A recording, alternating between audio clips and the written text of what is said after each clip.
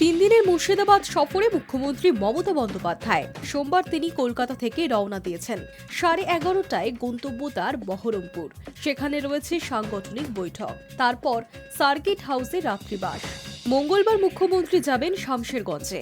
সম্প্রতি ধুলিয়ানে সাম্প্রদায়িক অশান্তিতে ক্ষতিগ্রস্ত মানুষের পাশে দাঁড়াতে তার এই সফর। প্রশাসনিক প্রধান হিসেবে তাদের বিশ্বাস ও ভরসা যোগাবেন মুখ্যমন্ত্রী। ইতিমধ্যেই আর্থিক সাহায্য, ক্ষতিপূরণ সহ প্রশাসনিক স্তরে সমস্ত কাজ চলছে।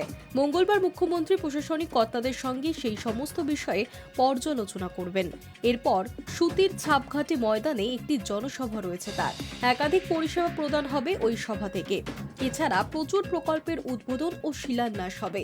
বুধবার মুখ্যমন্ত্রীর কলকাতায় ফেরার কথা। ওয়াকফ সংশোধনী আইনকে কেন্দ্র করে গত মাসে মুর্শিদাবাদের শামশেরগঞ্জে যে বিক্ষিপ্ত অশান্তি হয় তা নিয়ন্ত্রণ করে শান্তি বজায় রাখতে ডিজি সহ রাজ্য পুলিশের সমস্ত কর্তাদের ঘটনাস্থলে পাঠিয়েছিলেন মুখ্যমন্ত্রী। তার নির্দেশ ছিল কোনোভাবেই অপরাধীরা যেন ছাড়া না পায়। সেই প্রেক্ষিতেই ধরপাকড়ের কাজ চলছে।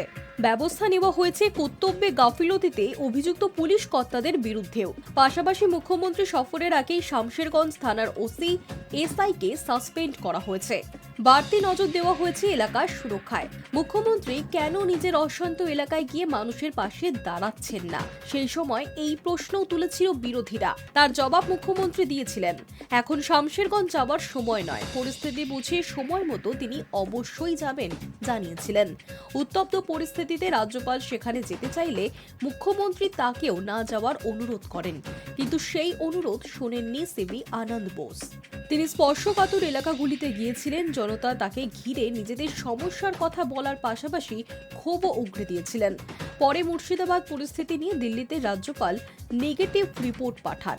তবে আপাতত পুলিশের সক্রিয়তায় মুর্শিদাবাদের পরিস্থিতি শান্ত। তাই নিজের কথা রাখতেই সোমবার মুখ্যমন্ত্রীর মুর্শিদাবাদ যাত্রা। Hi News network.